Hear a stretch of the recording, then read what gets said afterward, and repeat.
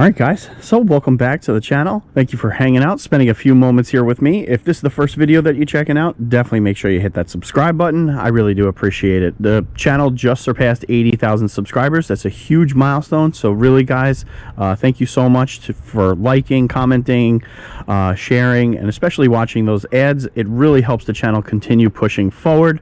Now, quite a few people have wondered how this thing would stack up against a 392.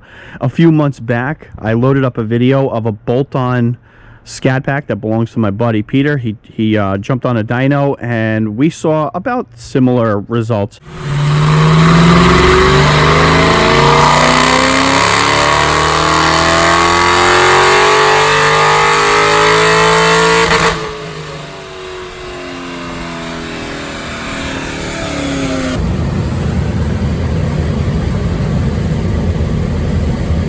Around 450 wheel horsepower and similar in torque. So I was really fortunate enough to bump into a guy at Atco with pretty much the same exact setup as him. I would imagine that he's putting around the same amount of wheel horsepower down as this.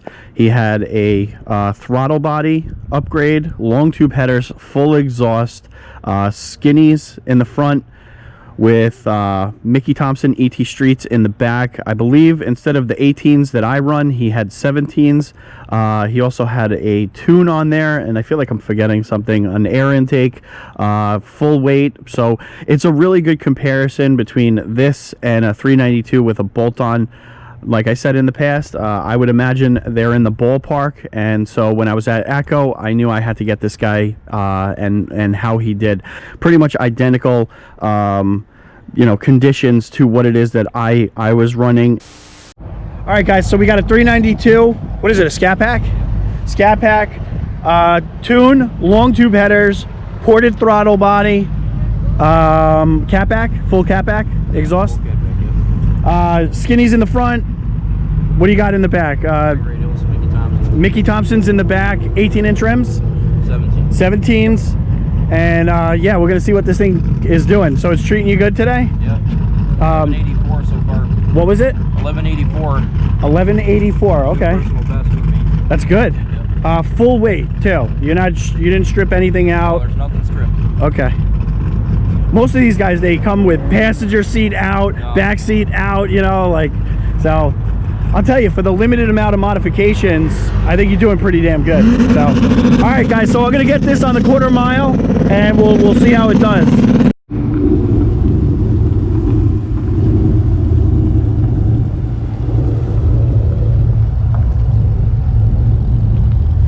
We got two 392s here.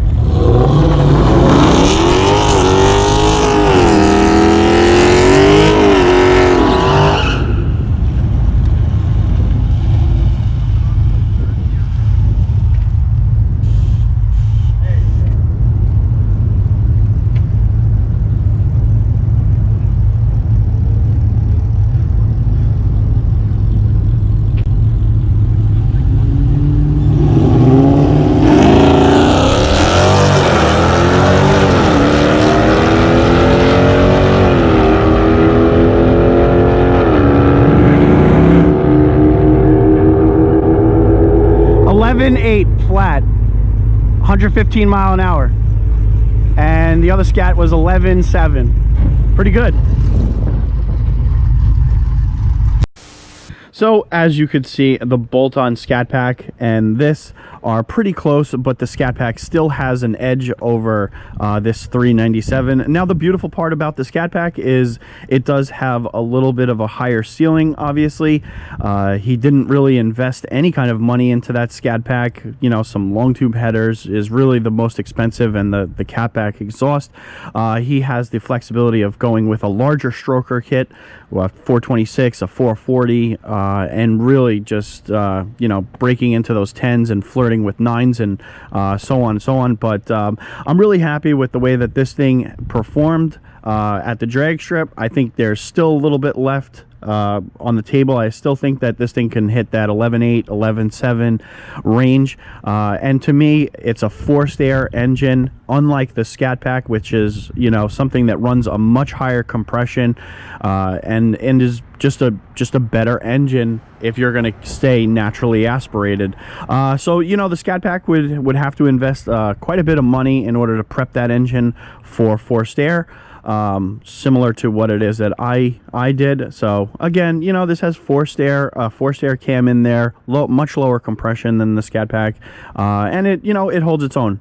Granted, it has a ton of money dumped into it, but, you know, I think in the end it all works out to about the same. It's just a matter of, does this have the ceiling that you want, or does the Scatpack have the ceiling that you want? So, all right, guys, I hope you enjoyed that video. I hope this comparison was somewhat, you know, good. It's the same track, the same weather, same pretty much everything. This way you guys can see a good comparison between the two of them. I didn't really want to line up in the street against anything. It's just because, you know, at that point it's not really car versus car. It's more so, you know, who's the better driver on the street, who can grip, and in this instance, you know, this is showing car versus car. And you know, both of them, like I said, full weight. Both of them, you know, in my opinion, both did pretty well. So, all right, guys, I'll check you on the next upload.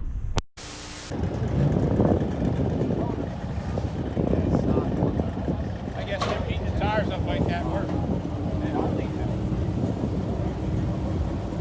Man, I would love to do that.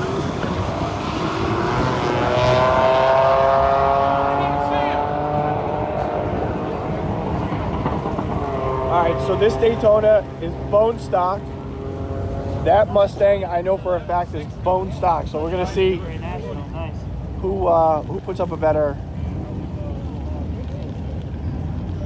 What do you think's faster? The 392? They run these through so fast. I don't know. It depends on if he has anything.